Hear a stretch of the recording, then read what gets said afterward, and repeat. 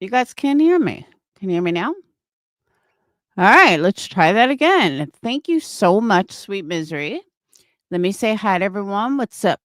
Sly Angel, Selena. Yes, I did type it with my elbow. Um, Miranda, Sly, Rock Jam, Sweet Misery. Thank you so much. I absolutely love that song too. I loved it from Ozzy and I love it from Youngblood. So I can't believe Hulk Hogan died too. It's so wild. Well, there's your three. There was someone else that died too. I forgot. But it's crazy though. All three died like together. But to be fair, I'm surprised Ozzy lived as long as he did. For him to make it to 76 with the alcoholic that he was, that's pretty impressive. He didn't even die of anything with his liver either. So it's kind of impressive. So, what was I gonna say? Oh, so we're still doing the giveaway. Anyone that donates $5 or more gets in the raffle, or memberships, either or, gets in the raffle for a giveaway. And that will happen as soon as we hit the goal. But everyone that's already donated, you're still in the running. It's a ongoing thing. Phil Collins is on hospice? No shit. Oh, you know what? I think I did hear that recently. I did hear he was on hospice because he's like a drummer and nobody knew he was actually a drummer. Everyone just assumed he was a singer. I watched this whole thing on it the other day. By the way, Sweet Misery, I bootlegged I Know What You Did Last Summer. It was so stupid. It was like the same movie as the first one, but except it was dumber. So, if you want me to copy it, I will, but it really wasn't that good. I kept waiting for it to get bootlegged. I was so excited for it, and yeah, it sucked. Glad I didn't pay to go see it in the movie theater. So there was something else I was going to discuss real fast before I get started, and I don't remember what it was. I don't know. I'll remember it at some point. All right. So the other day, well, let me back up. There seems to be this problem around here. Hey, Criminal Med, that I'm held to a standard that no other motherfucker around here is ever held to. And I've learned to accept it. And I've learned to just ignore it. But here's what gets me. These people still have screenshots from like 4 years ago, 5 years ago, 3 years ago. Guys, I don't keep screenshots from fucking 6 months ago. Why would I? I do not even fucking understand why these people still have screenshots, videos, whatever, from years ago. Do you think you're going to get an aha moment? Most people don't give a fuck. That's the part that you guys don't get. The only people that care about a troll account that I had 4 fucking years ago are mentally deranged, like literally, because most people don't give a fuck. Now, you want to talk about something major that was done, you want to talk about CPS call, whatever. Okay, I get that. I get that's something that's going to be an X on my back for the rest of my life. I get that. Just like granny faking cancer. That's something people won't forget. JLR being a racist Nazi. People won't forget. Yeah, you'll get new people and you get these assholes that always try to bring you down, and I get that part. But keeping screenshots, keeping a troll account that was probably never even fucking used or used once, why would you hold on to that? That's fucking weird. And if you think that I'm the problem because I had a troll account that was probably never even used or used as a joke one time, and you still have it, that's an issue with you. That's not a me problem. That's a you problem. There are people pulling up shit from fucking 5 years ago. Again, that's a you problem. That's not a me problem. So I get the big stuff. I get, someone holding on to something, maybe like, all right, I hate to even bring her up, but I don't have a choice. I could see someone like MM holding on to something having to do with CPS call years ago. Okay, I get that. But other than that, nobody should have screenshots of something someone said from 5 years ago and make it a big deal. Now, if you are choosing, I'm trying to think. I'm trying to think of a situation where you would. Yeah, I really can't think of one. Stop living in the past. It's time to move on. I could sit here and tell you I'm going to drop this. You know what? I'm not. You want to know why? Because I don't give a fuck.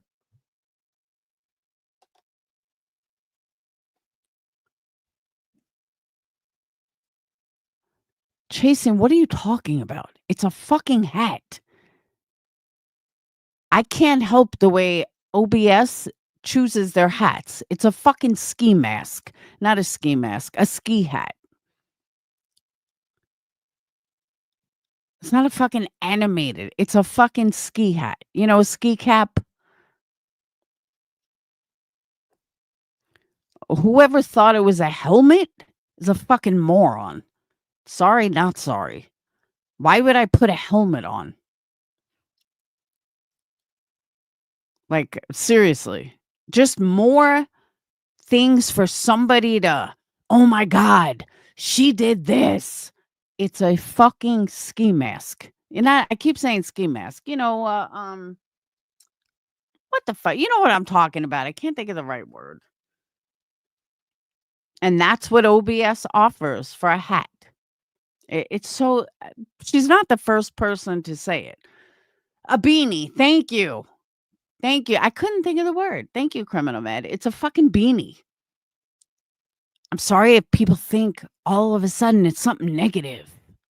Oh my God, Laura's making fun of handicapped people. Oh my God. Like, how these people put their mind there, I will never understand. It's a fucking beanie. I am sorry that people are so hateful and negative that everything is automatically a negative.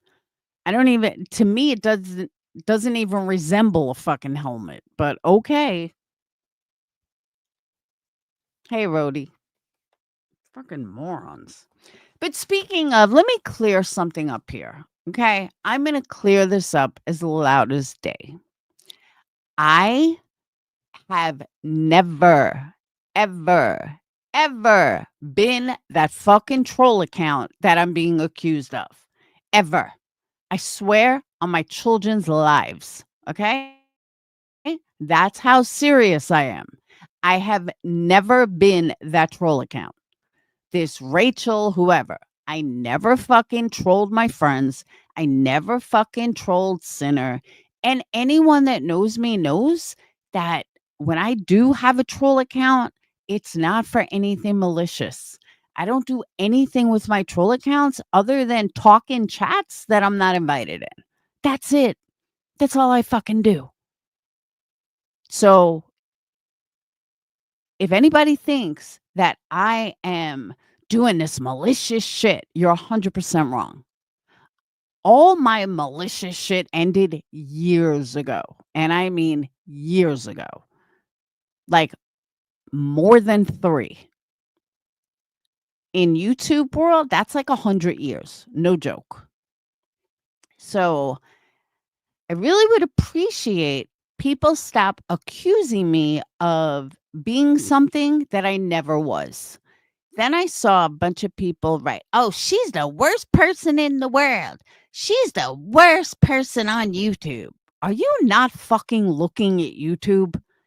I look like a fucking angel compared to these hypocrites, these liars, these grifters, fucking bleeding this community dry. Oh, yeah, but it must be me. Sit the fuck down. You people are retarded, like, no joke. I cannot even fathom how fucking stupid these people are. I really can't. I'm not joking either. To say, "Oh, she's the worst person in this community." Yo, okay, must be me, you fucking psycho. Hey, Bad Wolf. So, Tavichi's over there. You can stop with the comments. You can stop with the fucking community posts. I don't give a fuck. Stop fucking blaming me for shit that happened years ago. And no, that doesn't make me a liar because I fucking forgot. And to the person who allegedly left a page on my community post saying it wasn't from 2019, it was from 2022, and I should learn to look things up better. My comment to you is I don't give a fuck. Get it? I don't care if it was 2019, 2022, 2020. I don't give a fuck. I don't need to look something up because I don't care. Because someone took a screenshot of my community post, my computer screen, and saw a troll account. Doesn't have a fucking screenshot that I did that was so horrible about this name, but just happened to catch the name and, oh my God, that makes me a liar. Get the fuck out of here. That makes you a fucking retard. How's that? I I just can't for the life of me understand how these people think that they're in the right because they're holding on to shit from fucking 3, 4, 5 years ago. Prove it was 2022. Who gives a shit? I don't. So you can stop with your fucking comments. If you want to make a video, make a fucking video. I don't care. It's the same fucking rinse and repeat bullshit, catering to the same rinse and repeat people. Enjoy. Have fun with it. I don't even know why your post came up in my feed because I have you blocked. So I'm not really sure why you came up. YouTube really needs to do something about this because I don't want to see your fucking post because I don't give a fuck. I don't care. And that's the other thing, Bad Wolf. You brought up a good point. All these people act like I did all this stuff alone. There were so many people with me doing all this stuff. Funny though, I don't have that shit. I mean, I have it, but I don't have fucking that stuff. I'm not going to release it because, oh my God, they said something, or I'm bored in my life and let me go after them. There comes a point where you just fucking move on. And if you can't move on, then that's your problem. Stop making it my problem. I don't care what I said 5 fucking years ago. I don't care what troll account I had 3 years ago. I don't give a fuck. Move on. It's like you think you're gonna, oh my God, I'm gonna get a video of everything you ever. Go for it. Who gives a shit? The only people that care are the same fucking rinse and repeat people. The same people that are in MM's chats. The same people that are spewing the same shit for the last fucking 10 years. That's who's in that chat going rah rah. Sit the fuck down, bitch. Nobody cares. So speaking of rinse and repeat, I have a question, and I mean this. Now, I'm not saying anything about the quote unquote um post because I did it too. So I'm not like downing her for it. So Granny's watching, made a post. I guess her kid who never graduated high school is now going away to college. Okay. But so Granny put a list, put a post out, you know, my daughter's going away to college. If you would like to help buy on an Amazon list, blah, blah, blah. So I can't say anything about that because I mean I put a list out the kid's first year of college. All right. So I don't have a problem with that. What I have a problem with isn't Granny and her friends the first ones to bitch at Brittany about raising money? Isn't Aren't they the first ones to say Brittany is grifting when Brittany asks for something? So, honest question, tell me why it's okay for Granny to grift, but it's not okay for Brittany to grift. Just curious. And that's a serious question. How come where are all the videos about Granny doing it? Where's all the videos about Granny bleeding her subs dry? Where is the videos for Granny running a grift when she makes plenty of fucking money? And I'm sure the daughter's getting financial aid and isn't really paying for much. So, why is it okay for Granny to do this, but it's not okay for Brittany? So, if anybody on Granny's team would like to answer that question, I am more than willing to hear it. Because that is, I want to know if Rowena has paid for the PI. PI for who? For Brittany? QB and oh, well, see, that's the other thing. QB will use the excuse, but QB's people are dumb as a box of rocks and just pay her regardless, not caring that she lies all the time or that she's full of shit. They'll pay her no matter what.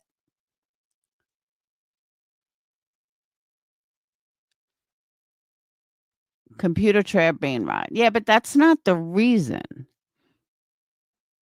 I really want to know why it's okay for Granny to do what Brittany has done all along, but it's wrong for Brittany. It's okay for some, but not the others. And the only conclusion that I had on this is that people think general consensus of this community or people on YouTube, I'll say, if a lot of people watch them, that means they must be good. No. Wrong. Because there are some huge channels that are awful. JLR being one of them. JLR is not a good person.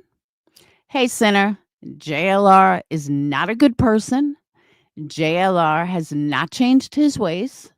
JLR just learned how to bullshit y'all much better. So that tells me that JLR's people don't really know JLR.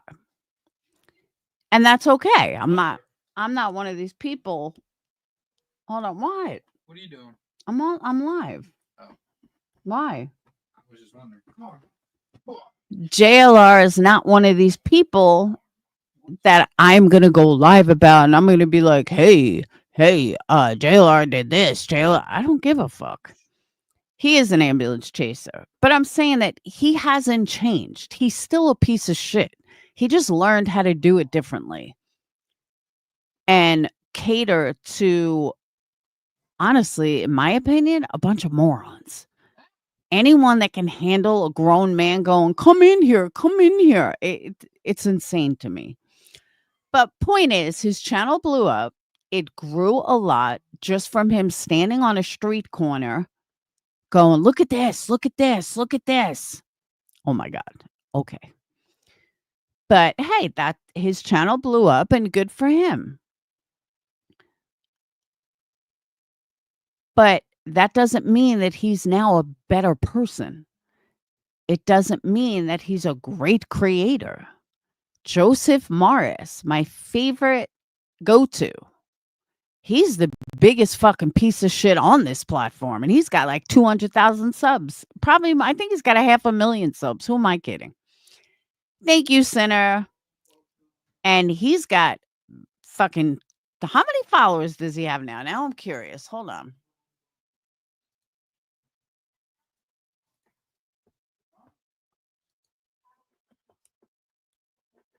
Uh,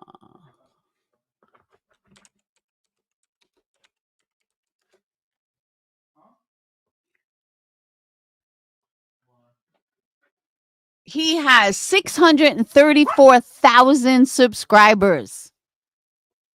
Let me tell you a little bit about Joseph Morris with his 634,000 subscribers. Guys, help me out because I don't totally remember.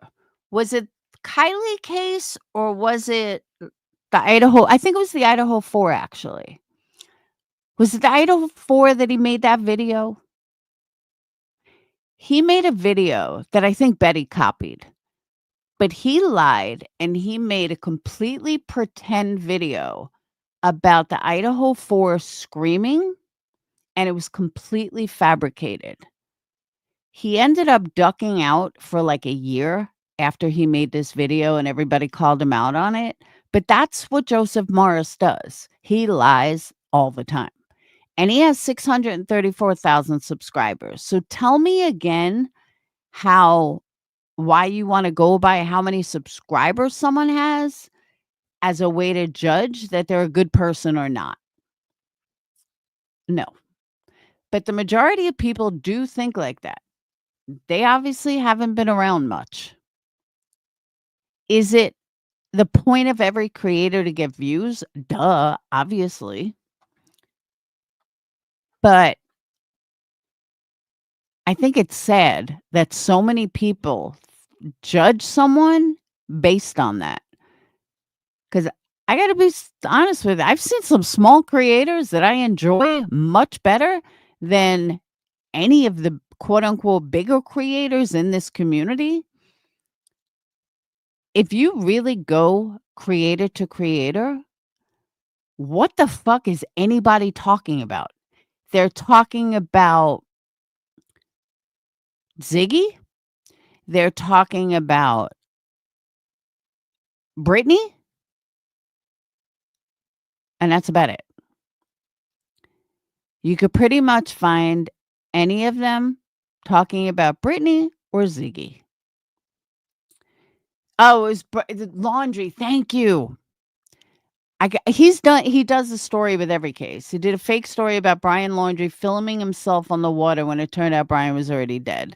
Yeah, he does a fake story about anything for views, and he has 634,000 subscribers.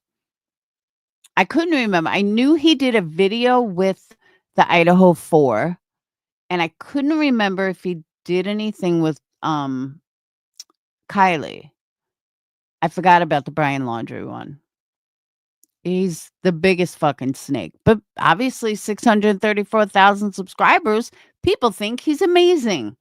People think, "Oh my god, he's the greatest thing since sliced bread. He must be honest. Look at all those subs." No. But yeah, I've scrolled through YouTube Lives and I've actually seen some really good creators that are very small. They're new, or they had a big crowd and then they lost it for whatever reason. And I've seen up and coming YouTubers. Yes, fake screaming, that's what it was. He is a whole lie, that's what I'm saying. But he's got 634,000 subscribers, so people look at that and be like, "Wow, he must be legit." People need to stop thinking that someone who gets a lot of views must be important, because they're not. They're absolutely not. And here's a good example, Kimberlea. Kimberlea puts out a video. She gets at least 80,000, 100,000, usually a couple of 100,000. When she goes live, she gets 20 people in there, 30 people in there. And I'm always amazed, like, why does she not get more people?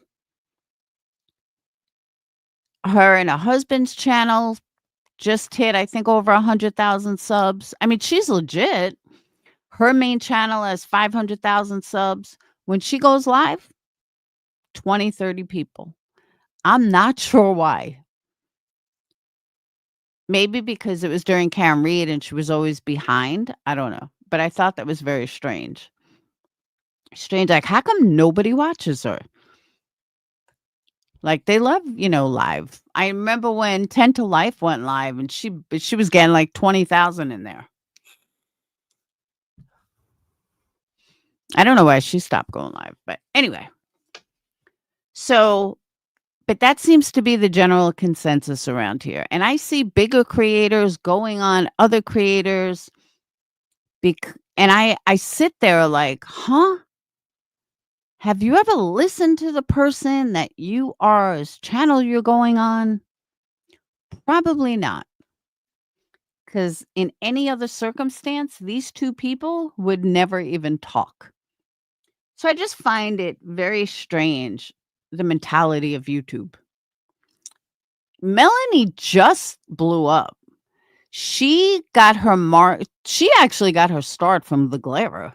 No joke. I remember when she first came on the scene. She was a brand new lawyer. Not brand new lawyer, but brand new lawyer on YouTube. And she kind of hooked up with the Glera. And the Glera kept promoting her. And that's kind of how she blew up. And then it blew up from there. But that's kind of where she started. I need to blow up. I'll be back. I'm going to Aiden's house. For what? Huh? For what? To go talk to Aiden. You can't talk on the phone? He's with Drake. I want to talk to Drake. I'll be back. Whatever. Thank you, Kitty. I like teenagers that stayed home.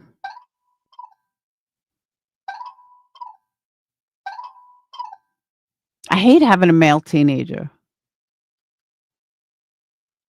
Like, why are you going to your friend's house 10 o'clock at night? That's what they have phones for.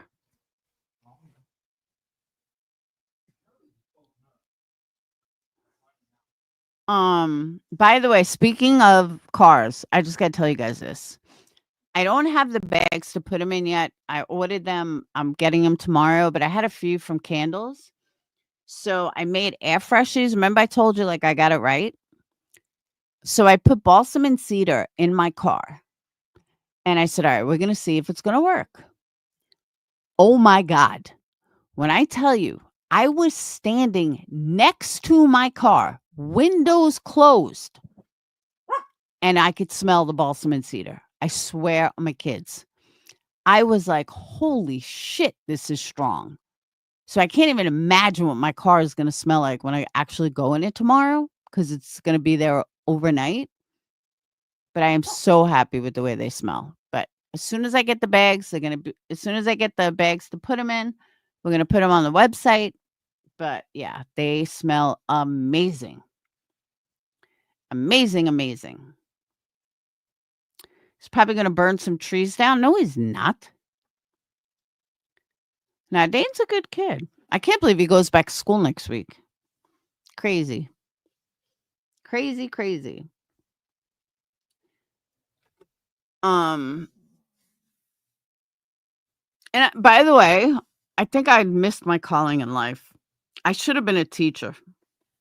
So the kid that I'm a nanny for, when I tell you I've taught this kid everything, I got him potty trained.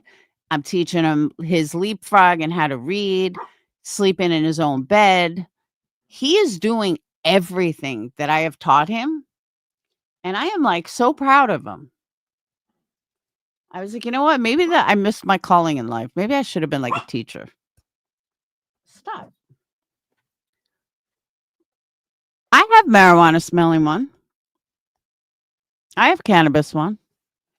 I have indica kush and I have cannabis flower. But I'm telling you, they smell. I cannot believe how good they smell. I was like, yeah, I finally got it right. Kids are pretty easy to. No, not when you have an autistic kid. They're not easy to housebreak. This kid is 8. And when I first started watching him, he was still in pull-ups. And I saw so much in him, like Phoenix. I'm like, this kid is way too smart. I was like, he just needs someone to work with him. And I started from potty training to I taught him how to swim, like a lot of stuff. No joke. So I'm like, I really miss my fucking calling in life. Maybe I should just be a nanny. Now, seriously, though, I'm like so proud of him. Mom told me today, she's like, she cannot believe how far he's come. I said, woohoo. So, you were a professor? I didn't know that. But I'm telling you, I should have been a teacher. I probably would have been really fucking good. But instead, I make air freshies. I tell you, though, today I should have made like 100 candles and I didn't. I haven't done shit. I've been so tired from painting and working and sitting all week. I literally work like 18 hours every single day this week. By today, I was like, I just want to fucking relax. So I mowed the lawn. That was my extent. I have a channel that is much bigger than the Sinner channel that nobody knows about. I recommend that any of us who figure out how this shit works be adventurous. And anonymity is totally possible. Huh?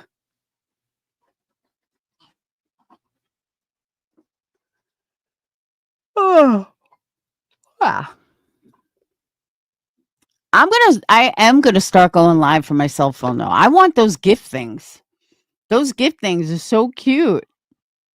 So if you don't know, if you haven't seen it yet, if you go live from a cell phone, you can get gifts like you purchase for like 99 cents and then you can give like, it's kind of like TikTok and you can give stuff and it just makes the stream fun. So, all right. Let me tell you guys the conspiracy I went into today. Holy fuck. Holy fuck. Kohlberger believers. Hold on, let me let the dog out. Just think about that for a second. Kohlberger believers. These people believe that Kohlberger should get an appeal. I kid you not. There is a creator who I generally used to like who is fighting for Kohlberger to get an appeal. So I said, Jules, what are you doing? I said, it's over. It's done. It's like finished. He is not getting an appeal. He admitted to what he did. He's going away for the rest of his life. What are you fighting for? I doubt you will even see him try. What are you talking about? See who try?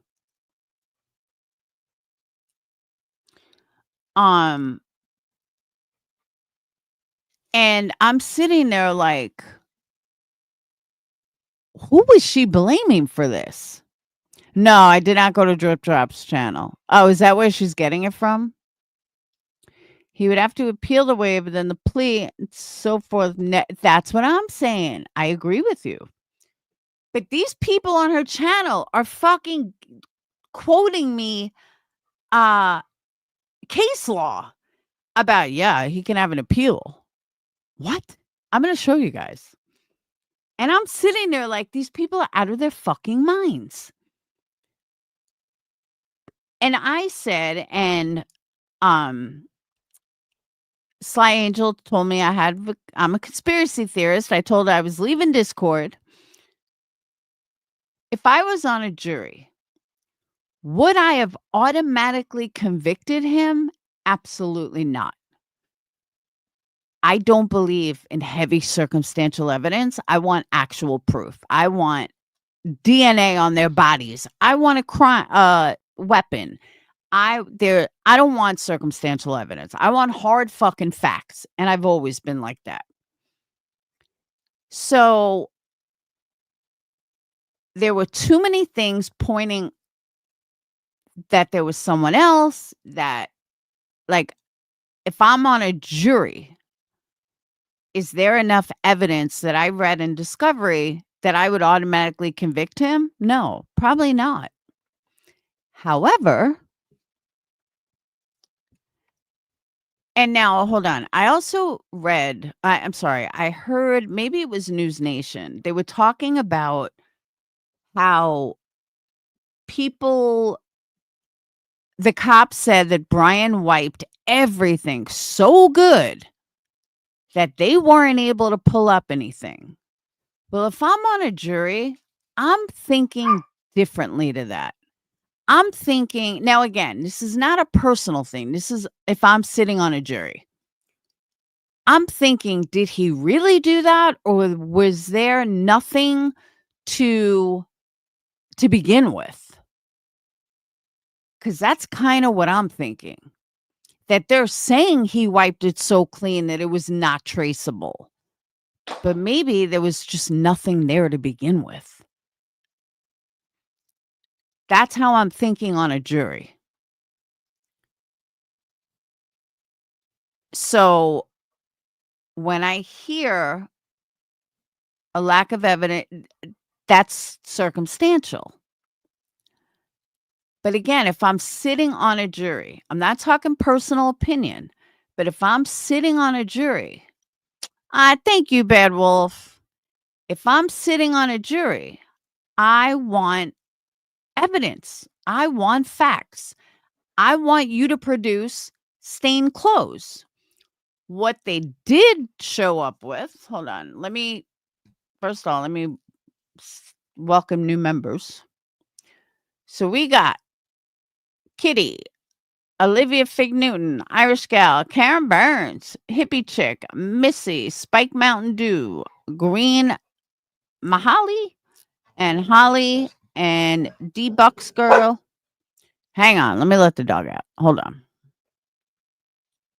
Back. Yeah. Buka, how am I supposed to get around you? What? You want to go out? Come on. Come on.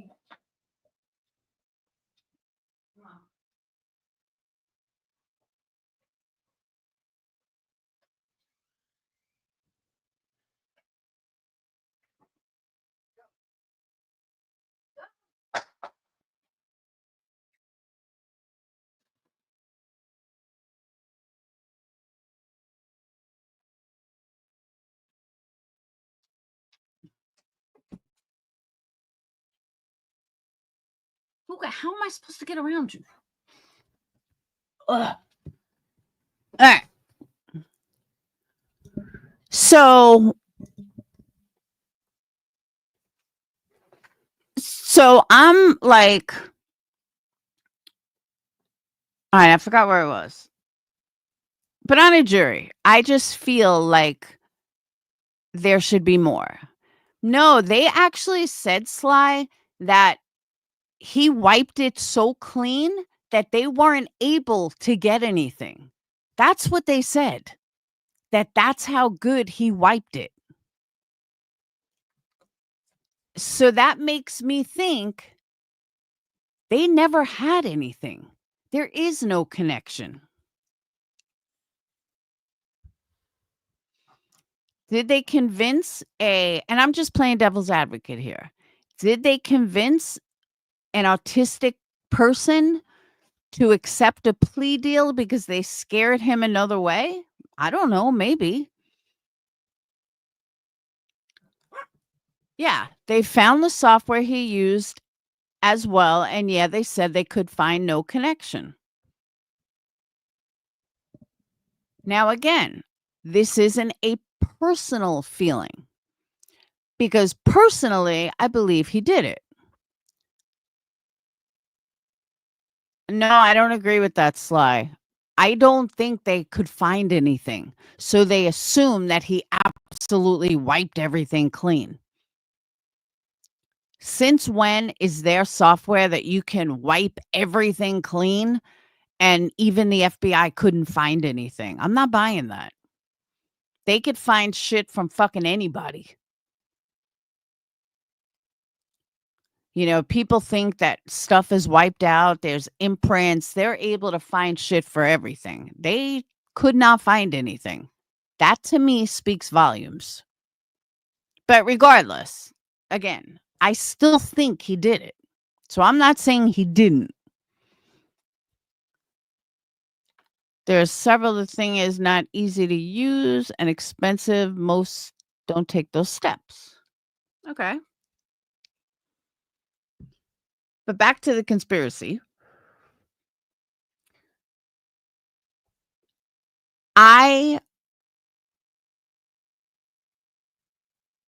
Just like the lawyer said that Shannon, the lawyer, said that there were 2 weapons used. Well, the cops say no, there wasn't. The cops say there was 1. So it's all a matter of what you believe. I personally believe, I don't know what I believe. I believe he's guilty. I believe he did it. But if I'm sitting on a jury, I'm thinking otherwise. However, back to my original thought. These people in this comment section were going on citing case law about how some guy, Cole, must have done it. So I said, why are you bothering? He can't appeal. It's over. Oh, he can appeal if the judge wants him to. I mean, if the judge allows it. So then they started. Oh, you know where I'm talking about? No open? You saw the comments? Hold on, let me pull it up so people know what I'm talking about.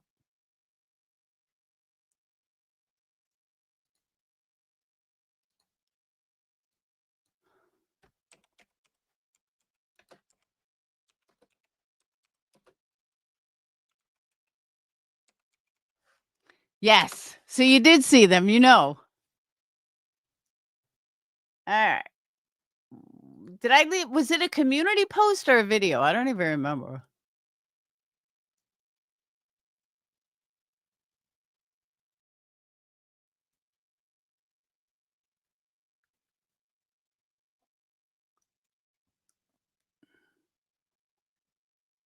Okay. So let's just look at her community post from 8 hours ago.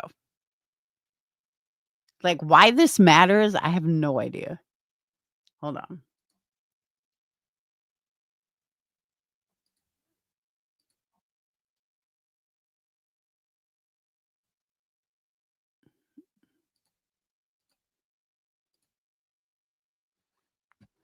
Steve G confirmed on Banfield's personal podcast channel last night what I've been saying for a while.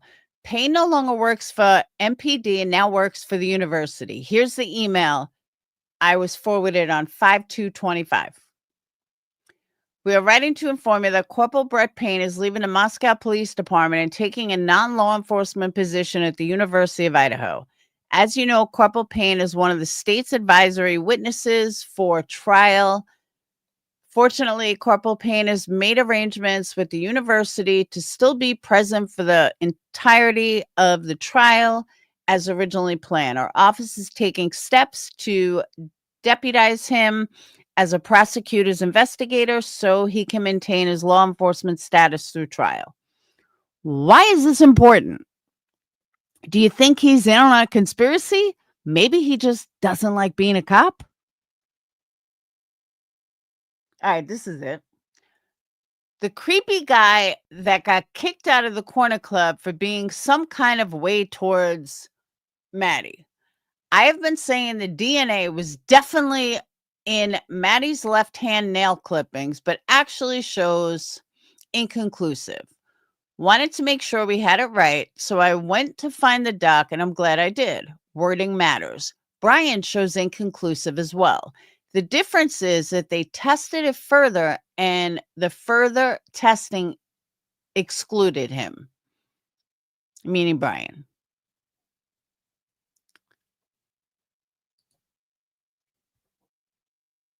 So I wrote, Jules, none of this matters. He can never appeal. He admitted he did it. It's over. So she writes incorrect. I said, how is that incorrect? He cannot appeal. It's part of the agreement. No one is researching anymore, meaning like the police are not looking into it anymore. So then someone cited me, look up Garza versus Idaho. It's a waiver of appeal and isn't what you think. So I did go ahead and look it up. Garza versus Idaho was somebody that took a plea deal that had ineffective counsel because they told their lawyer that they wanted to appeal it, and the lawyer ignored it. So the Supreme Court, their upper class, originally denied it. And then they went back, and the Supreme Court agreed with Garza that, yeah, your attorney should have filed it when we asked you to file it, when you asked them to file it, which makes it ineffective counsel. It has nothing to do with this case. So I said he took a plea deal to avoid the death sentence. If he were to file an appeal, he would waive his right to avoid a firing squad. And that's another thing that people don't realize. And I did some research on this. If Brian decides I'm going to file an appeal, he can, by law, technically do that if a judge approves it. However, if he does do that, he waives his right to not get the firing squad. So it's a risk chance. Yeah, you can file an appeal if you want, if the judge will allow it. But if you do, the death sentence is now back on table. So if you're going to go that route, you shouldn't have taken the plea in the first place, because you're going to end up in the exact same spot. So for him to take the plea under those circumstances, knowing that if you do file an appeal, it could eliminate that and you're going to go for death. And that's what I think happened with Chris Watts. I was thinking about this today while I was driving. You know, Chris Watts was all about he was going to appeal and he had people working for him. And I have a feeling that the same thing applied to him, that, okay, we're going to take death penalty off the table if you appeal. And I think that's why Chris Watts changed that and decided maybe an appeal is not the right way to go. Although I don't understand how these murderers are worried about death. But anyway. So then I said his plea deal states what I wrote, his agreement. So she writes, you do know that nothing is set in stone, right? Like I said, Garza versus Idaho. Even if your plea says no appeals, there are appeals. Judge Hippler himself even said it at sentencing. Go listen to it again if you need a refresher. So then someone said, Judge said that he can appeal, but will be at risk for the death penalty being opposed. That's exactly what I just said. So then I said, Garza versus Idaho was based on ineffective counsel. And what was his original crime? Because I don't even know what his original crime was. So then she said, counsel was ineffective also. Oh, BK counsel was ineffective also. It was blocked at every turn, every motion denied, every important expert denied or called a conspiracy theorist. Discovery never given over. The goalpost was constantly being moved, and then the leaks. Oh boy, those leaks that ensure are no longer being investigated. If so, we'll never know. The judge behaved like a prosecutor. He had never judged such a case like this before. He judged mostly medical based cases.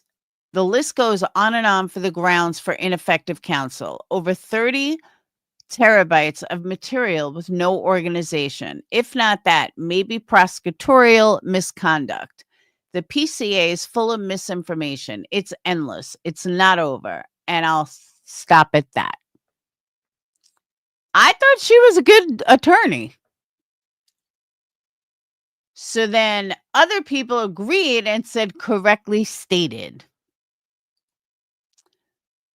So then someone else said he can appeal. I gave up at this point.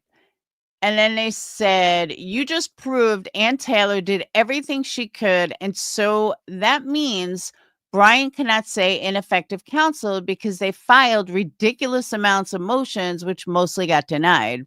By law, as Brian cannot claim that, he will never get an appeal. So then someone said, Hitler allowing applause at threats, etc., and also crying, not good, added with everything else. Someone said she also asked for a continuance because she was not ready. That pretty much is ineffective. No, it's not. Now, because that motion to continue is for mitigation, not guilt, please. I thought Hitler said he has 42 days to appeal. I think he did too. Even Hitler said, you have blah, blah, however many days to file an appeal. You're just a muck raker, be gone. I'm a muck raker, be gone.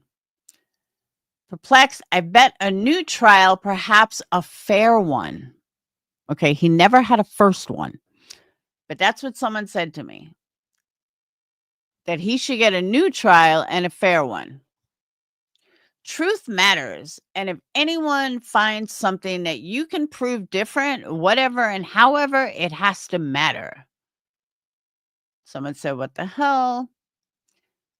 Needs checking. Okay, someone here who has more knowledgeable on law might know. Brian, if he wants to, hold on. I need my glasses. It's like hard to read. I don't know where they are. Brian, if he wants to, where are we? He can ask Ann Taylor to file an appeal within the 42-day time frame. If he asks her and she refuses and repeatedly refuses him, then he keeps asking and he can file an appeal for him. He can then file an appeal after the 42 days citing ineffective counsel. So then Jules pops in. Says they literally said in court he can appeal.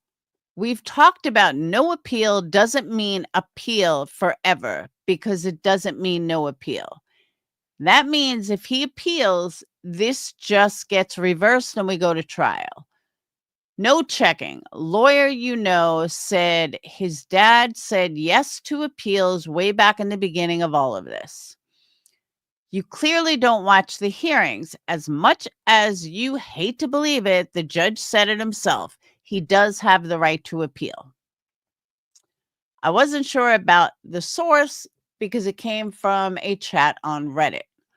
Brian knew he could never get a fair shake in Idaho. He may appeal to get the case outside of Idaho. I even said, why did BK even take a public defender? And this was such a high-profile case. Well, that has to do with money. Brian can appeal on a few things. One, ineffective counsel. Ann stated on record she wouldn't be able to go ahead and represent him in trial as she wouldn't have enough time to prepare. Two, judge bias. Hold on. Let me get my glass. I'm like struggling to read this. Hold on. Ow.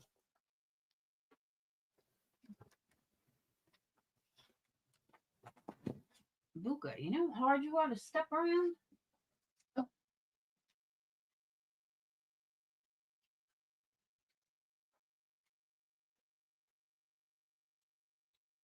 Okay, now I can see.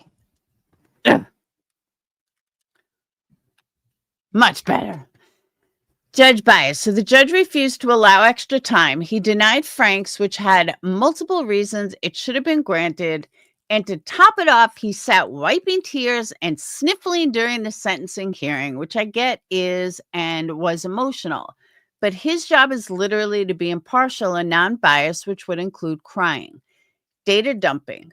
Dumping documents of no relevance in a bid to flood the defense into waiving speedy trial and continuing to dump at least men along with being in no order and no context of what was being used for them to prepare, which is supposed to happen. Prosecutorial misconduct. They withheld documents, played with information as we now see in the documents. They suggested a description that Dylan never mentioned. I could go on and on with this one alone. Missing 7 minutes. I'd need way more. She wanted the trial date extended because she was not able to go over the discovery the state submitted after deadlines. It was denied. Okay, in all fairness, she had 2 years. She had 2.5 years. Perplexed, the judge made it clear that just because he signed an agreement or plea to not appeal doesn't take away his right to appeal. It was a statement made in court on record. I actually hope he appeals so the death penalty is back on the table. It's an open and shut case, which is why he took the plea to begin with. Read the case law cited for appeal. Ask the lawyers following this case, defense and prosecutors. He can file all he wants, but it will never go anywhere. And don't call me stupid just because I can follow the truth. Not going to go anywhere. Just ask lawyers. He waived his right, and it will be acknowledged if he tries to appeal. The thing is, if he appeals and he wins the appeal, the DP is not on the table anymore. That's gone for good no matter what. What are these people talking about? You're incorrect. LOL. Nope. Never going to happen. So prove it. Appeal on the grounds of what? It'll never fly. Plus, he's in with the worst of the worst. I doubt he'll last very long. Those boys are going to rough him up big time. He's going to wish he'd taken the death penalty. At least he'd be in solitary confinement. He actually is in solitary confinement. For people that don't know, he's actually in solitary confinement. He is going to be locked up 23 hours a day. Forever. He's very limited on reasons of why he can appeal, however, very unlikely. He can't appeal on anything evidentiary or from denied motions, but he can appeal for 3 reasons. Ineffective counsel, claiming the plea terms were not properly explained, or claiming he only agreed to take the plea because he was under duress. Basically, it's unlikely his appeal would be picked up. And here is no open today. It says, a motion is not uncommon at all. You remain impartial in context of the law, which he did. A lot of this is your perception and not based in law. Yes, he can appeal very limitedly and in a very limited time, but you won't see one. I agree with you. So then the rest of this chat is going on and on and on.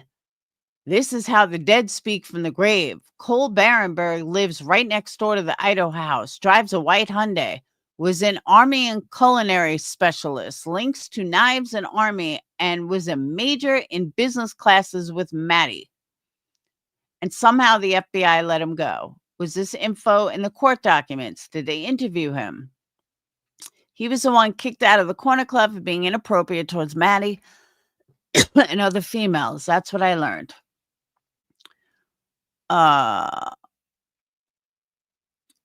Retrieve something in the dumpster.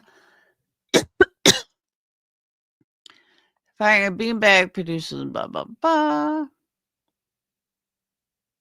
Firing a beanbag round produces a loud bang and a muzzle flash, very similar to a real bullet being fired. Possible facial injuries, broken facial bones. Firing a beanbag would include a gun. Why is it the FBI and multiple agencies just don't see what you see? So frustrating. The biggest question is why he even pleaded guilty. State did not have enough evidence as we thought in the beginning. I'll agree with that. Jules in chat. Can anyone tell me if there is any transfer of DNA from one room to the other? Is this in the new lead documents? I seen a comment on Facebook that states this. Thank you. No, there was not. More we learn, the more questions, rather of it making sense like they claimed it would. The testing further excludes Cole O'Brien. That was my question too. Not only excluded Brian, but Cole is inconclusive. But I thought they did a percentage thing and Ethan was higher than Cole, but barely. And Cole and Ethan could have been the male DNA under her nail. Not positive on this. I may have misunderstood. That's the other thing. Here is my other question. And this is a big one. And I'm not trying to be a conspiracy theorist, but I want you guys to seriously fucking think about this. Xana had 50 stab wounds that they say were defensive stab wounds. So please explain to me how she did not have Brian's DNA on her. Make it make sense. 50 fucking defensive wounds. You're going to tell me she never had contact with him? And I mean that honestly. That's a serious question. How was there no DNA on her? How was Brian's DNA not on any of them? Or I'm sorry. How was Brian's DNA not on any of them? We believe that he was totally covered, but there's no evidence of that.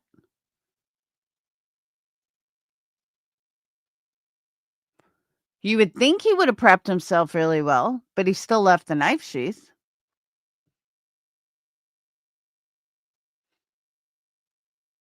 No, they said 50 were defensive wounds.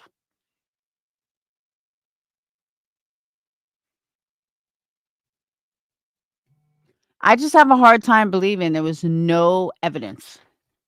No DNA, no nothing. No, his DNA was not found on any of their nails. He was actually excluded from DNA found.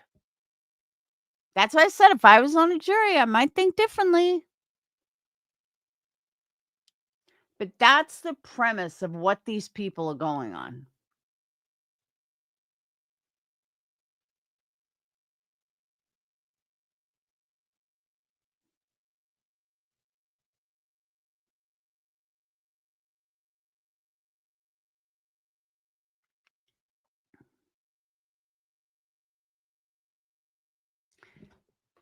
Even if he didn't let them touch it, there was 4 of them. 2 of them had defensive wounds. One of them had DNA under her nails, but neither one were Brian Kohlberger. Think about that for a second.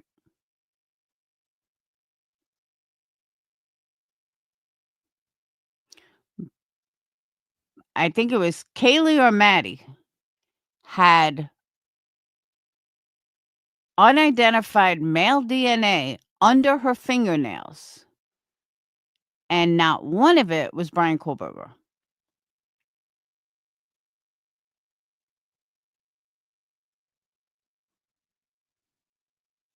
Which that I always found very interesting.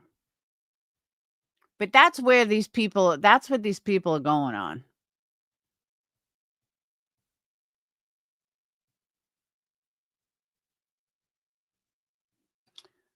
Applying those ranges to likelihood ratio. Ms. Miller concluded it is inconclusive whether persons are potential contributors.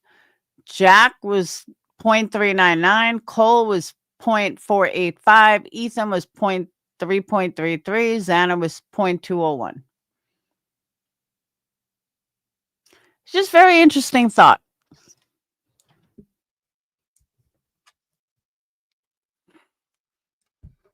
So that's a conspiracy that I went down today. Said he had facial and hand injuries. Yeah, but here's the thing, Marie. I'm not doubting if he had facial and hand injuries, but you would have DNA. Either their DNA, your DNA, some kind of DNA. If you had blood or you cut yourself, that would mean that you cut yourself with the same knife that you just killed them with. You would have their DNA. Their DNA would be on you. They would have found blood droplets that he couldn't have been that well protected if he had facial and hand injuries. He wouldn't get facial injuries unless somebody scratched him or hurt him. If that was the case, his DNA would be under their nails, and it wasn't. So I get where these people are coming from to a point. I can see that side, but I just think they're barking up a wrong tree, and a tree that it doesn't matter. Like, it just doesn't fucking matter. And I think that's part of the problem.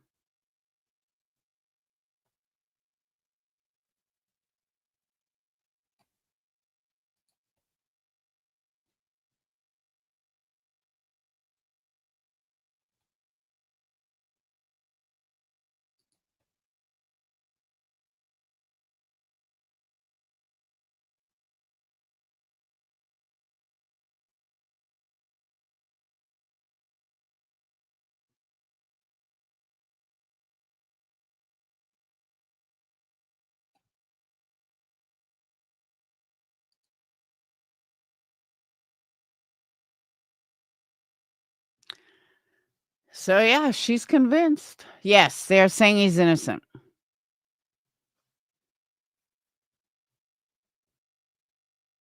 Yeah, the knife may have had their DNA, but if he was cut with that knife, it would still show their DNA. I don't believe he had facial injuries. I just don't.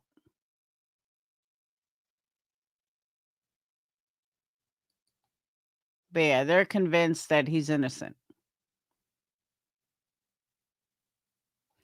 No connection to Maddie, no link to Maddie and the Mad Greek, no definitive answers to literally anything.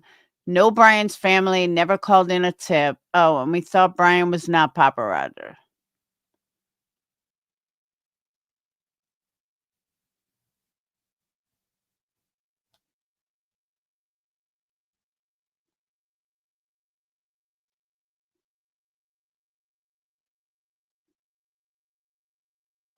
Yeah, this has been fake for a long time.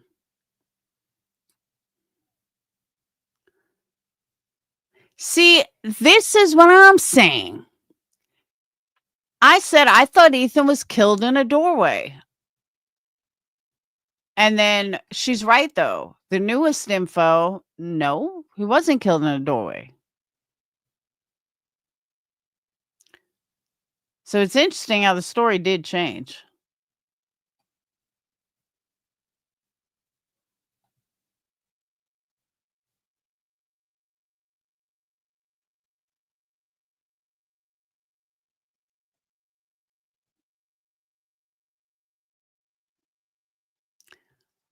But this is how conspiracy theorists work.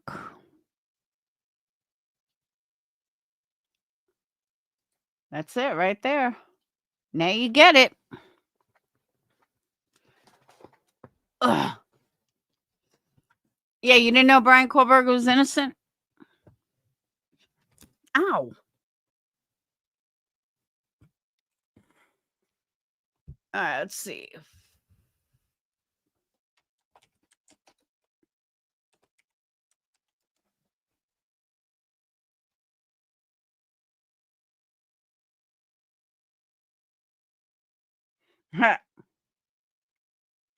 So I happen to look, and Jay is live. Horrifying details from first responders Doc drop #1. She's got 640 people watching. Oh, what's the matter? You don't talk about Britney, so you don't have 2,000? What's Strip Drop's channel? He's always entertaining. Crime Circus.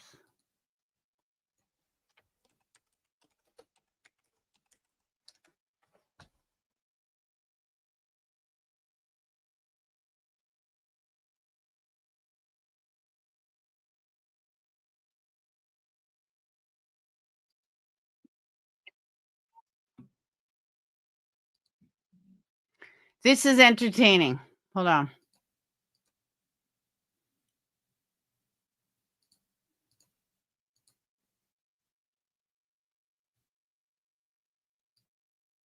Moscow, Idaho investigation video. I'm going to share with you a letter that I've written to Brian Koberger and some miscellaneous other topics. Now, without further ado, let's see what I have to say for myself this time.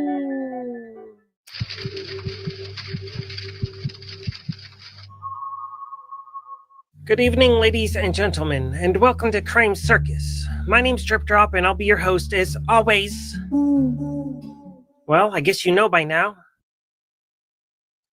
This guy has 410,000 subscribers. Is it because he's so good? No. In this video, it's a letter that I've written to Brian Koberger, and I'm going to share it with all of you. Let's get into it. Dear Brian Koberger, I know that you've probably seen some of my investigation videos that I've done on the Idaho 4.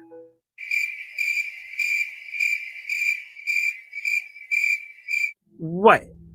Inmates get a tablet? Some of them have internet access.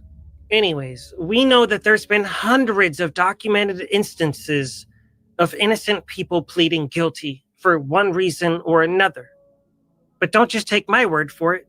You can Google it or ask AI, etc. Maybe even thousands of people. But there's at least hundreds and hundreds that have been documented. Some people false confess, and some people false plead. There is a difference.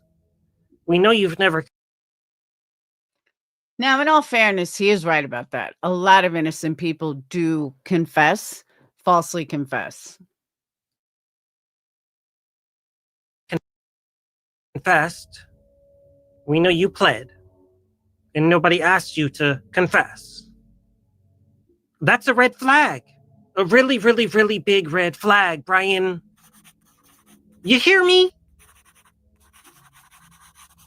There's a lot of people out here in the world that care about you. We know you're pen pals with Annie Peterson. She cares very much about you.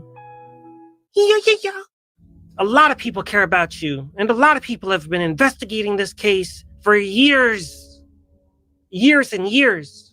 Here at Crime Circus. What fucking drugs is he on?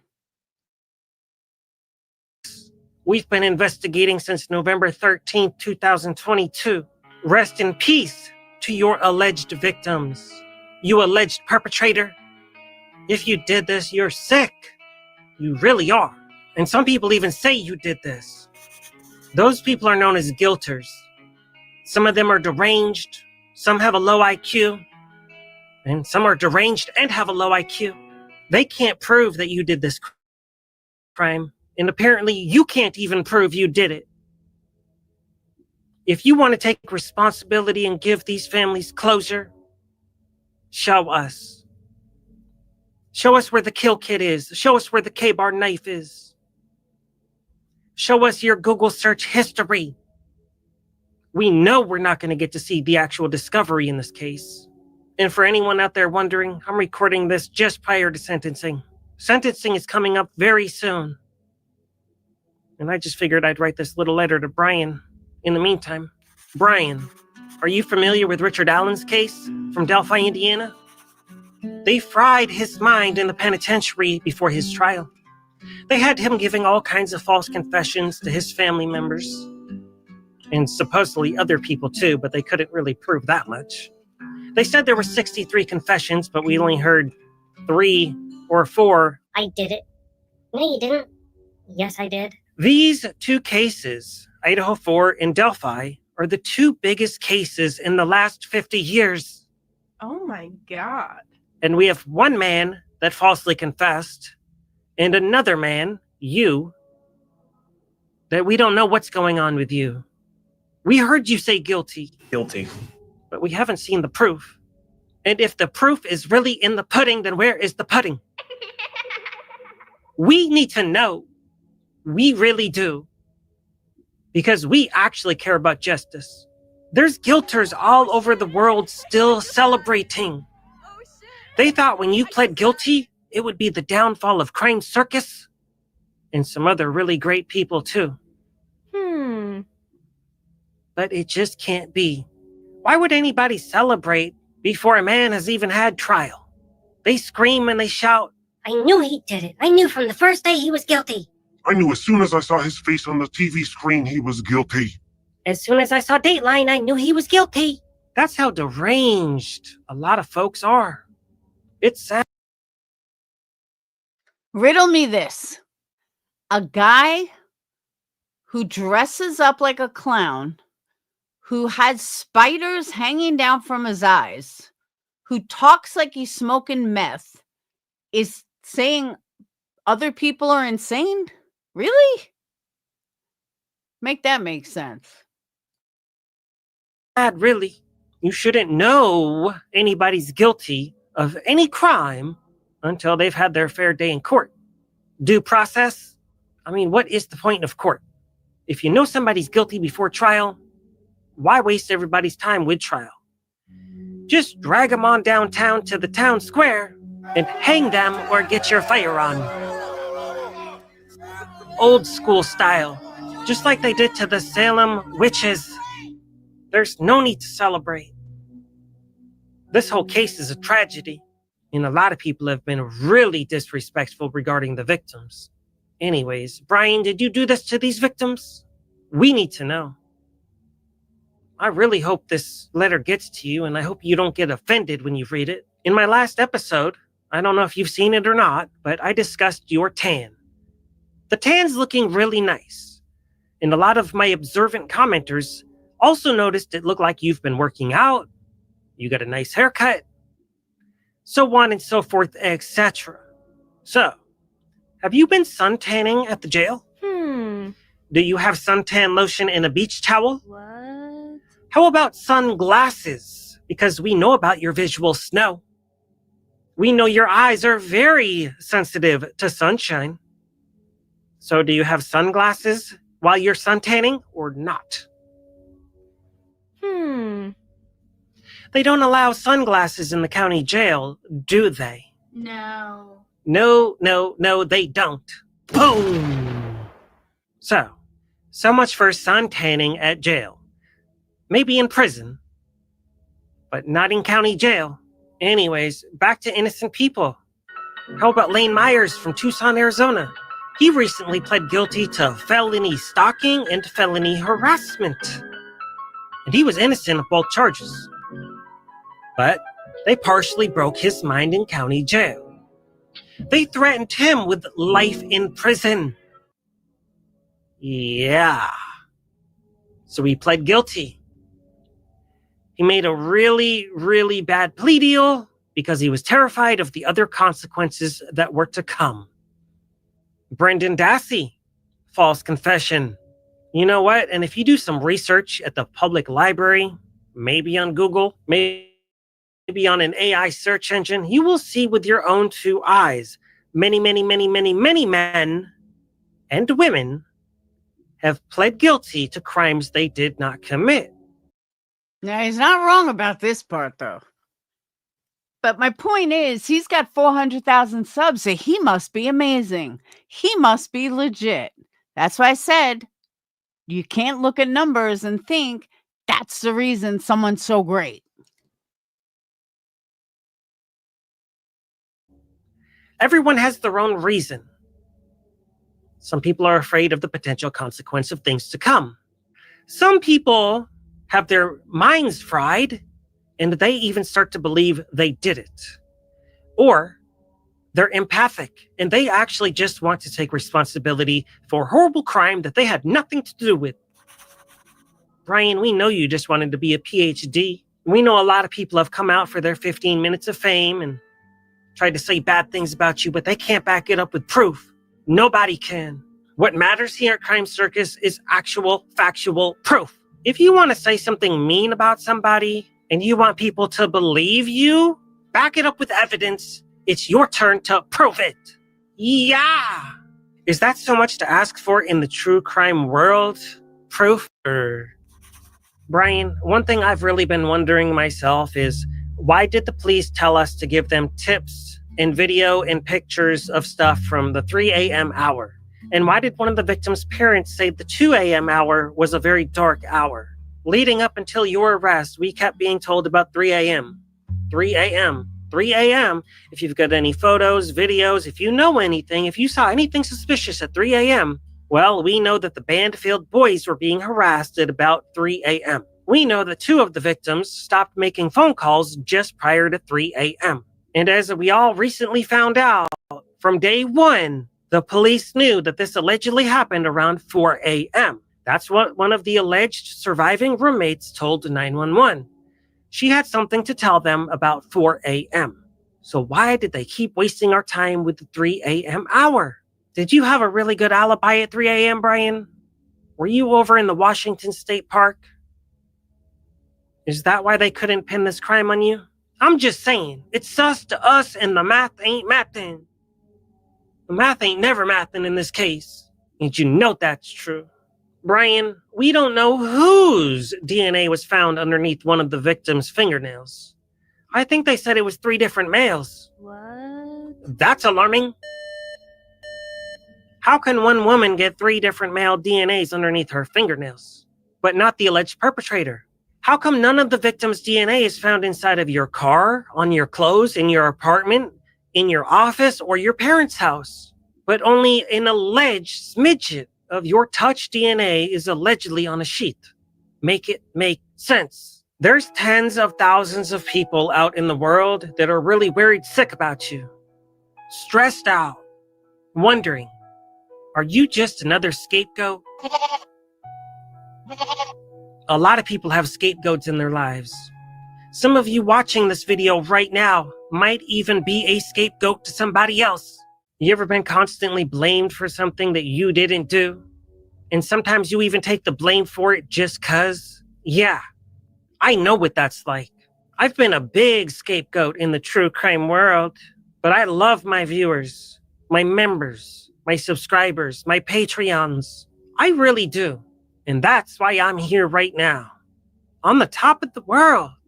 Almost 500,000 subscribers. Yeah. So, anyways, Brian, I do run a pretty big YouTube channel. A lot of people have told me it's the best channel in the world. A lot of people have told me I'm the best investigator in the world. I do try my best. I don't lie to my audience. This is a guessing show, and we do take guesses because that's what you have to do when you're investigating. Guesses can't always be right, because when you go down rabbit holes, you have to explore all possibilities. You have to think outside the box. You have to be a free thinker. Remember the trash cans outside of the King Road residence? Those were never collected. Those were never processed. We can see the Domino's pizza boxes on top of the trash can, and allegedly 2 of the victims ate pizza that night. Oh my God. We've got a lot of unanswered questions. It just seems like trial would have exposed a lot of these things. It certainly would have exposed a lot of corruption. We couldn't have that, could we? No. So, BK, if you did this, why did you do this? They told us that there was no sex motive, but some of the guilters still say there was. So, I'm not sure what's going on in their little minds, but even the prosecution told us there was no sex motive. Regardless of how bad they want there to be one, we know you weren't going to do anything to that blonde girl upstairs. The prosecution even admits that. Seriously. We know you were actually... No, Marie, they dropped everything. They don't have anything else. a ladies' man. We've heard rumors of you going to pool parties and hitting on women. We've seen previous graduation footage of you next to women. Are you familiar with the Mackenzie Shirula case, Brian? I know you studied criminology. How do you feel about that one? You know she's innocent. We've debunked every single lie told about her right here. A lot of people are sick in the head, and some people are just damaged individuals on this planet. And they want her to be so guilty, so bad. Too bad, so sad. She's innocent, and she will be released. She's not going to serve the rest of her life in a cage. If you think so, you're crazy. So, Brian, tell us, how do you feel about Mackenzie Shirilla? She's no killer. Anyways, what's been up, man? Me? I'm doing pretty good. The channel's successful. The numbers keep going up. Hey everybody, Dr. G here. I'm a clinical and forensic. Well, on a happy note, he actually lost subscribers. Shit, now I lost it. You're crazy. Oh, no, he's up 410. Dr. G's at 409. Burden of proof, I agree. But my point of playing him is to further the psychos, but it's to show that numbers don't make the creator. This dude's got 410,000 subscribers and he's fucking whacked out of his mind. So, Brian, tell us, how do you feel about Mackenzie Shirilla? She's no killer. Anyways, what's been up, man? Me? I'm doing pretty good. The channel's successful. The numbers keep going up. I don't know how many more of these Innocent Lives Matter investigations I can commit myself to. It's super stressful. It takes its toll on me. Sometimes I think this is the final time. This is the last one I'm gonna do. That's what I tell myself. But then By the way, if you're not familiar with the Mackenzie Shirilla case, she is guilty as guilt can get. She drove 100 miles an hour into a fucking brick wall because she was fighting with her boyfriend, killed him and his best friend. She went around acting like she did it on purpose. For Halloween, the same year that she recovered and killed him, she acted like she went dressed as a dead person. There were no skid marks, no brake marks. She literally drove, and it's on video, 100 miles a fucking hour to hit a wall. So again, he's wrong. That girl is guilty as fuck. I'm very familiar with that case. supporters come through strong. My supporters blow me kisses. They tell me they want to give me hugs. They throw money at me, and it makes me feel really special and appreciated. And I feel obligated because I know there's no one else like me. Nobody as empathic as me. Nobody that's been hurt as me. Nobody that's as committed as me, with a big heart as me, that cares as much as me. And we've made a lot of videos about your innocence, Brian, because everybody's presumed innocent until proven guilty. That's what it's supposed to be like. You shocked us all when you sat in that courtroom and you pled guilty to this crime. Guilty.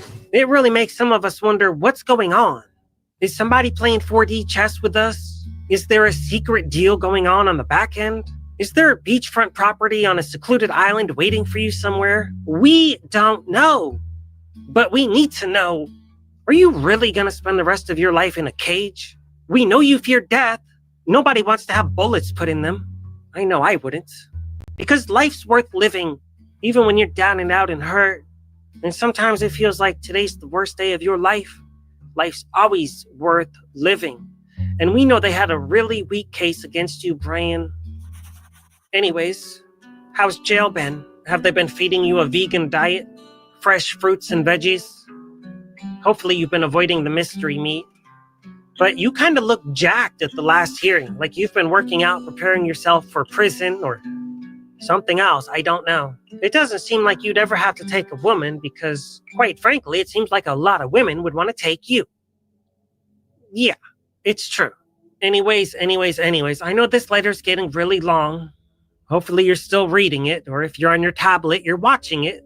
I know they've been restrictive with your mail, allegedly. Did you see the animation I did on the King Road house? They said your cell phone pinged in the area 23 times in 5 months. That's about once per week, as we discussed in my previous episode. That's not exactly a whole lot. That's not enough to stalk somebody. And if you had been driving by that house once a week for 5 months, you would know that the Range Rover did not fit in there, nor did the red Jeep. The Range Rover and the red Jeep would have been red flags, along with the alleged DoorDash driver, all out front at the same time. That would have made any alleged perpetrator raise some bushy eyebrows and get out of there. Were you really so out of your mind that you still went into that home with unrecognizable vehicles parked out front? You didn't know if a whole bunch of psychotic frat boys were inside ready to hurt you if you did this, or whoever did this. We know there's been a plea deal. They're telling us you did this. And I'm sorry, but he's a fucking moron. So someone left a comment. So remember early on, SG said Kaylee phoned 911. He said that in an interview with Fox News, December 4th. He said Kaylee was looking into trafficking and said she was onto something. He also said that the higher-ups told him it went beyond this case. They needed to protect the community, the town, and the university. 70 thumb ups. These people are crazy. Absolutely fucking crazy. But he does have some good points, and I get it. I get some of his points. I do. I honestly do. And I agree with it. But his whole conspiracy is fucking beyond comprehension. And most of his subs don't agree with him. Oh, then you get towards the bottom. Very narcissistic all of a sudden. I'm the best. I'm this. I'm that. My subs want to give me head. Like, really? Did you really just fucking say that? Yeah, he did.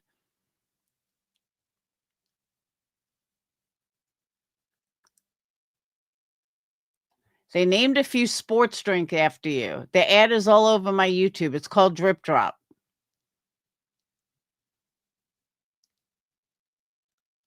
Of course, Harsh is in here.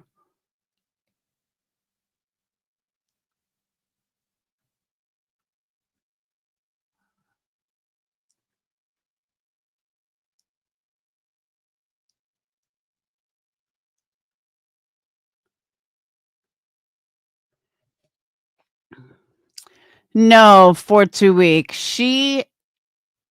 There were no break marks, and the things she did after the fact show guilt. Even things she did prior to the fact showed guilt. There was camera footage that showed she never even tried to stop. And why was she going 100 miles an hour to begin with? Yeah, but they checked the car. There was nothing wrong with the car.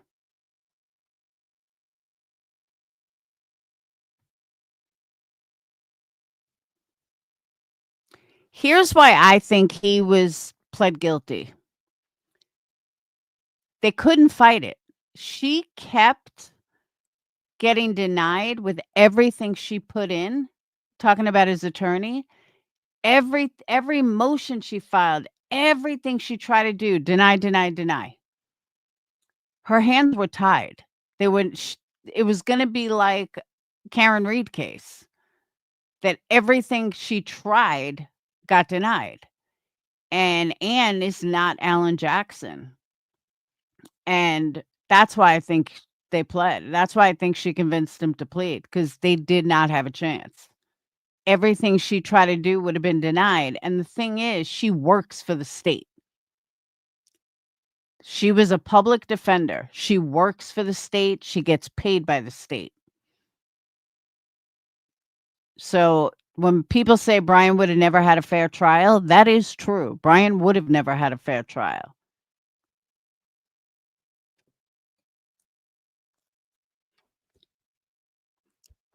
But somebody in the comments section said something that I happen to agree with.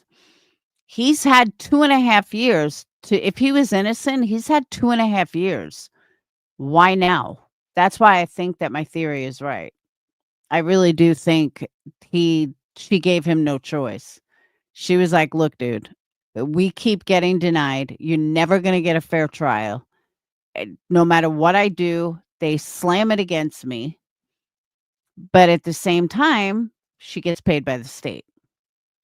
Where someone like Alan Jackson doesn't even have a connection to Massachusetts other than he's licensed in the state. Marie, exactly. That's what I'm saying. That's exactly what I meant before. When people talk about numbers and people are like, oh, you're jealous. You're that. No, just because someone has numbers doesn't make them good. And that's a mentality that people have around here. That's why I said quality over quantity. I would rather have 50 people in here that are talking, which a lot of them aren't, but I would rather have 50 people in here that know how to have a conversation than 10,000 or 2,000 that only want to hear about me talk about Britney or something.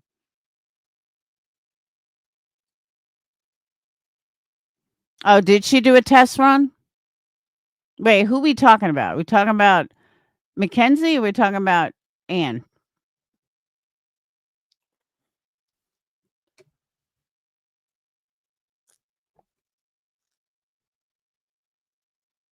Well, he got 41,000 people on his last video. But I'm just saying in general. The general consensus is if someone's got big numbers, they must be liked. People must like, they must be good. And that's just not reality. He's a perfect example. I can't believe he literally just said, my subs want to give me head. And nobody even commented in the comment section.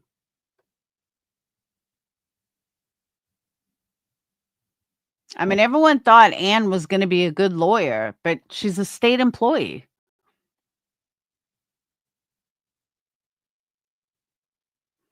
Yeah, nobody even said a word in the comments. I'm like, did people not hear that? Because he legit just said it. They blow me kisses. They want to give me head. I'm like, what? You see, you heard it too. I'm like, did I hear that right?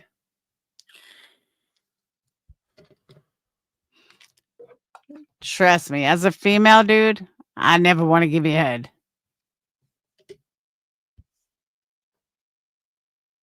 But he has. He's gotten really narcissistic lately.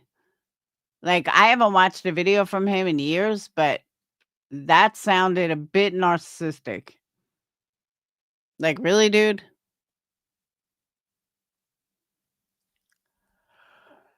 Ugh.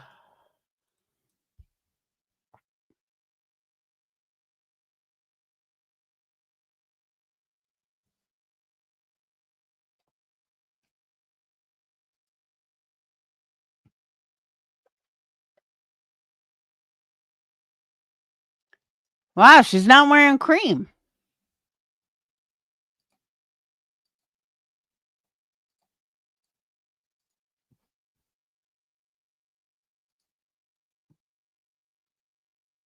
Thinking about Brian Koberger's new life. I get it. It's not like he hasn't already been locked up for the last 2.5 years. However, I will say this. Things are very, very different, both physically and mentally, when you get sent away to a state prison or a federal prison for the rest of your life. It is very different. There's so many things that I've learned over the course of my, 3-4 decades, who's counting. Look, Banfield's a happy face killer. Here's a conspiracy. Why is Banfield wearing a happy face necklace? She's a happy face killer.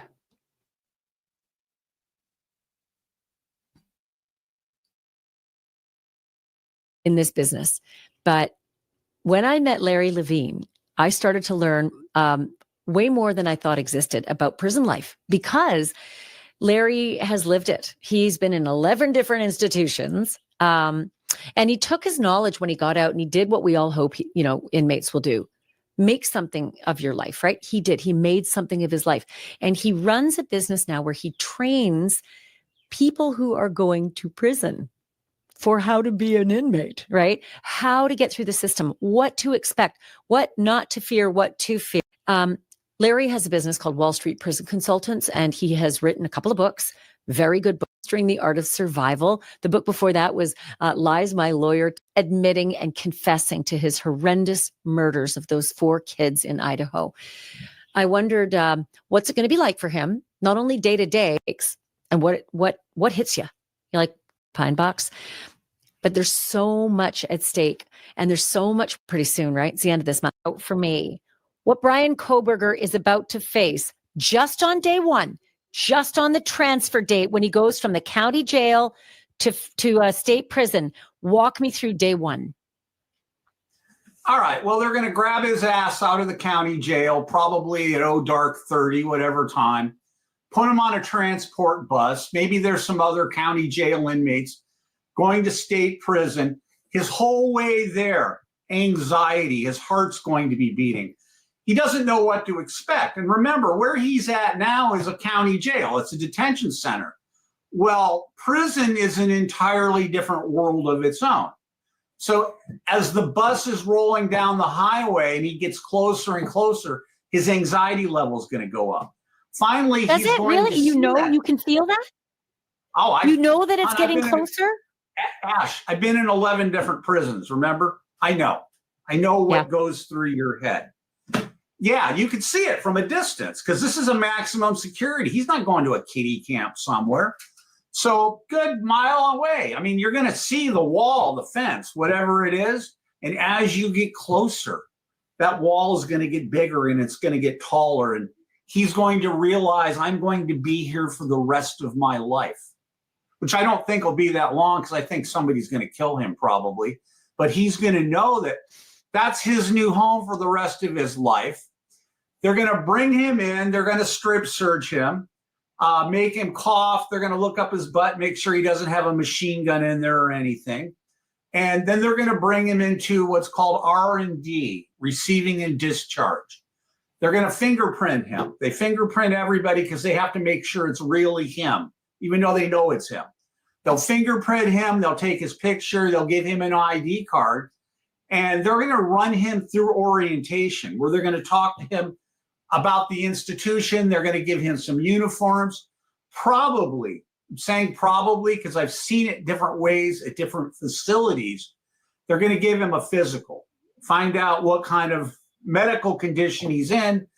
And it'll probably be the quickest physical he's ever had in his life because they're not going to run through a bunch of things. But they'll do that. What do they do? Oh, yeah. Tell me. What do they do? What's the physical? What are they going to run them through? Okay, well, they're going to check your heart. They're going to check your blood pressure. They're going to ask you if you have any medical conditions. They're going to look in your ears and your throat. They're going to look in your nose.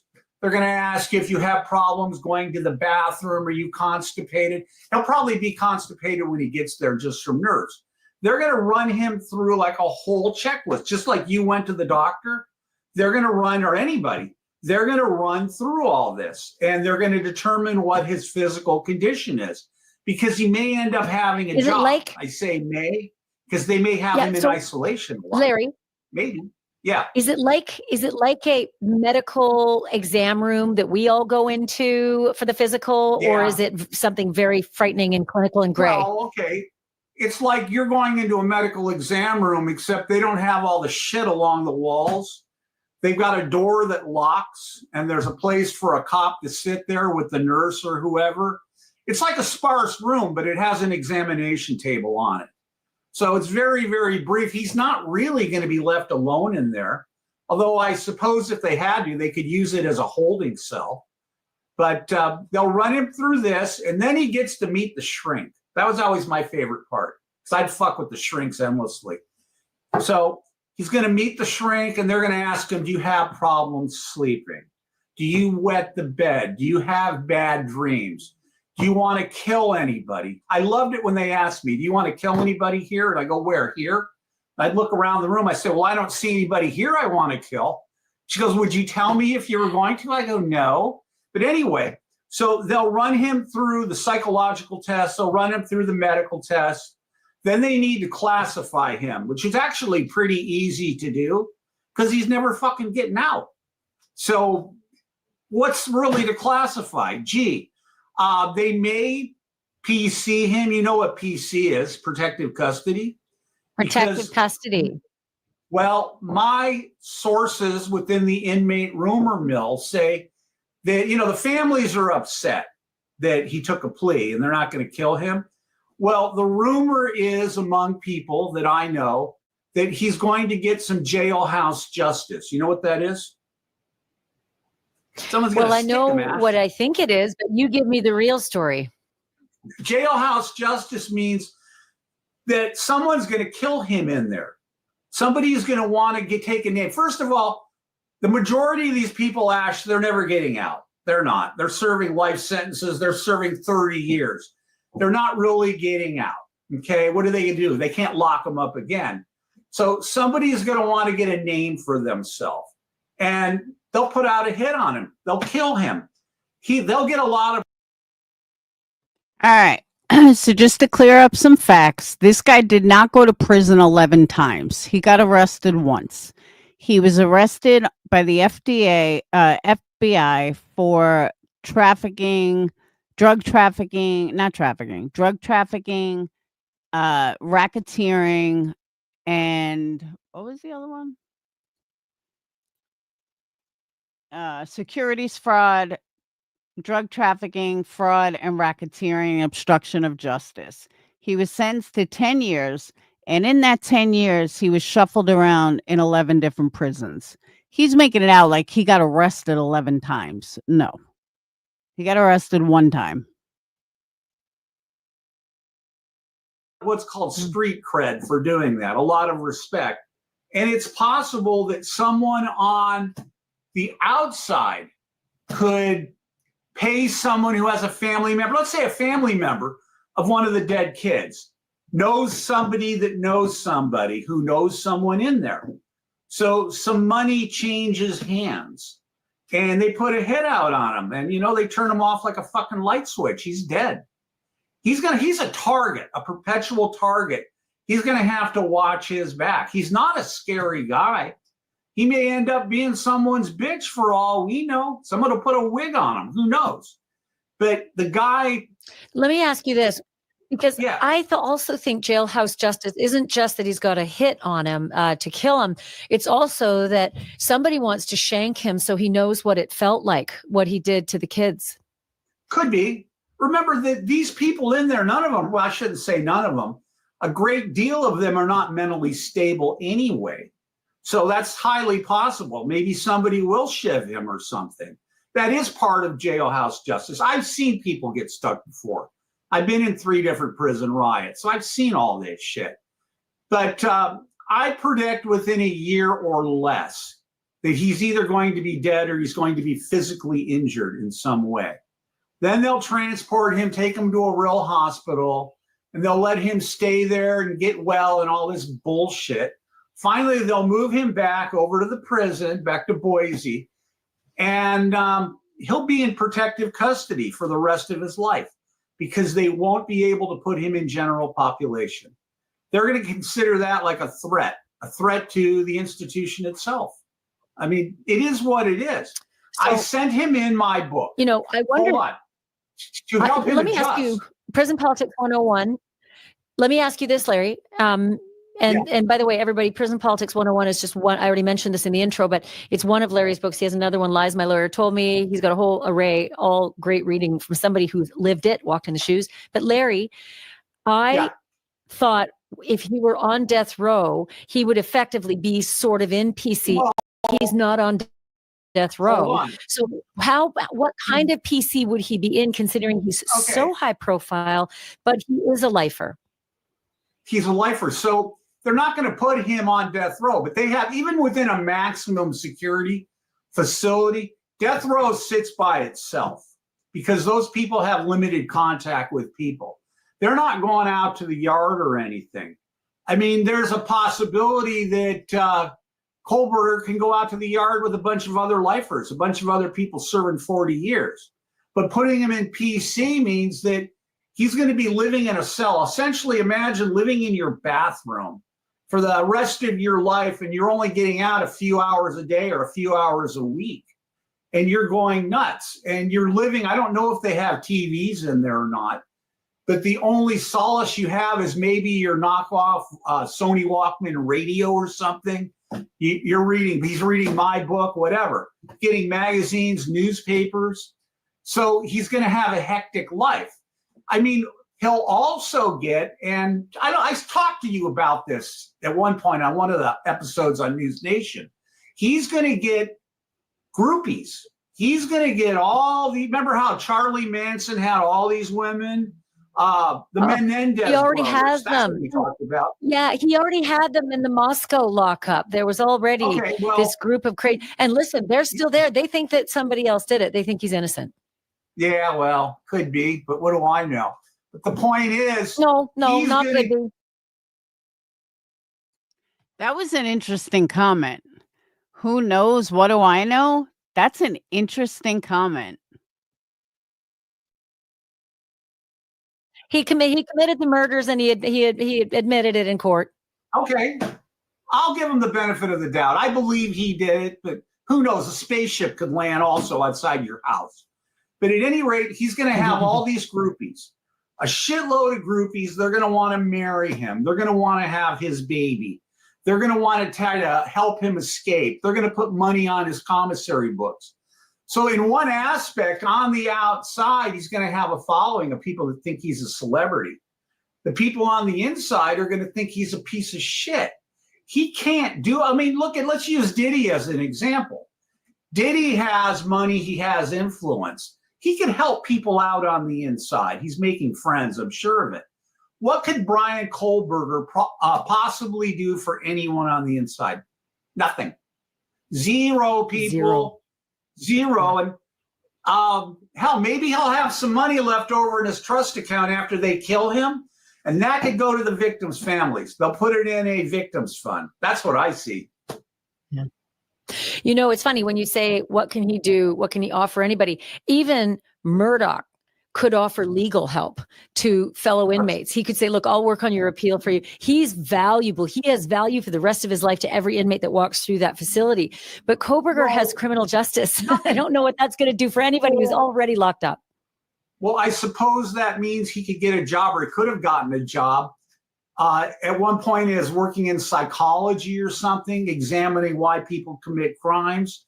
I know that a lot of prison workers have criminal justice degrees. I think they only do that so they can get promoted. You know, it's like people actually that get political science degrees. You always ask people, what are you taking? Well, I'm going to get a bachelor's in political science. What are you going to do with it? I mean, what's he going to do with his degree? And people that are serving forever like him, they don't have the same programming needs that people have when they're getting out. So they're not going to spend the money to run him through all these programs to rehabilitate him and make him a better person. No, there are no, I don't think there are conjugal visits anymore. But this guy's pissing me off. He's just aggravating me. So I'm going to cut this. He's just getting on my nerves. He's one of these, I know it all. But it is a 2-hour mark. Have you listened to what? Yeah, but Brian Kohlberger is in protective custody. Nothing's going to happen to him. He's locked up 23 hours a day. So they're both wrong. He's not interacting with anybody. It's almost like he's on death row without being on death row. I think the only difference is he can have cable. You can if you're locked up 23 hours a day. Nobody can get to you. If he goes out of his cell, he'll probably be alone. Which that in itself could make you lose your fucking mind. See, I think he's going to end up taking his own life. That's my personal opinion. I could not imagine just sitting there watch TV 24/7. Like for the next 50 years. There's no way.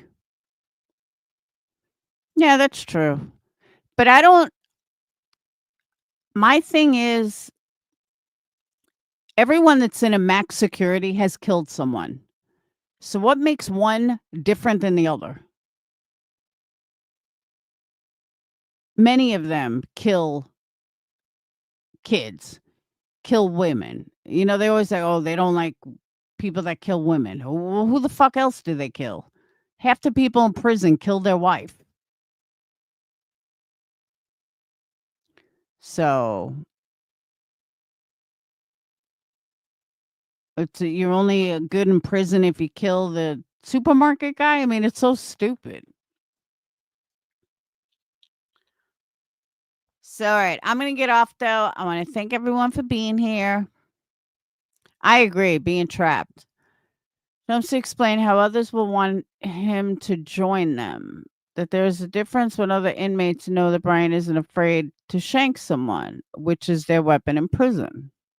Yeah, that's true. That's a good point. And know that Brian did it quickly.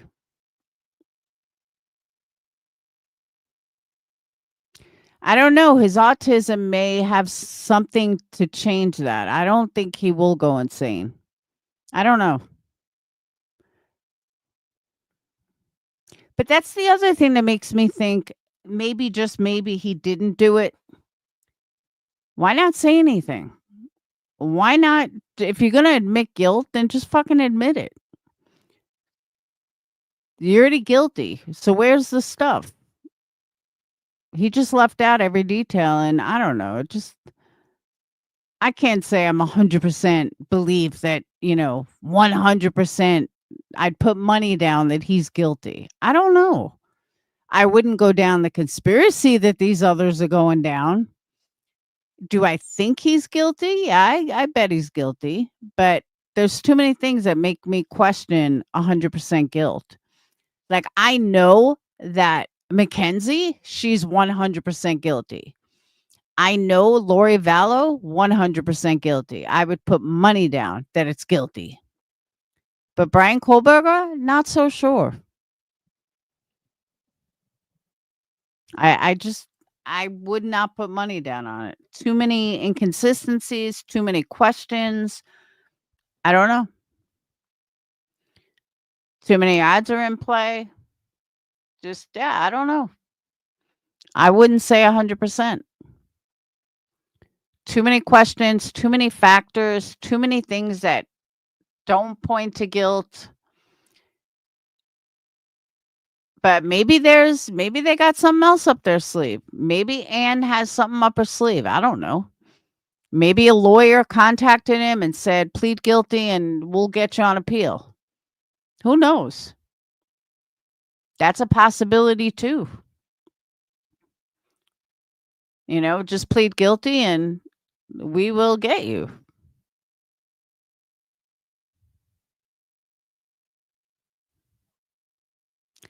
Like that it was dangerous if people's safety needed to be behind bars. I don't know. The whole thing is fucking whacked. Sad, sad case. But on that note, I would add people to the raffle, but I think the people that donated tonight are already in the raffle. But we'll add them anyway. They'll get another, what's it called? What's the word I'm looking for? Another spot on the wheel. So they'll get multiple chances to win. Don't forget, $5 gets you in the raffle to win a box of goodies. So, all right. I will see you guys tomorrow. Have a wonderful night. I hope everyone had a good night.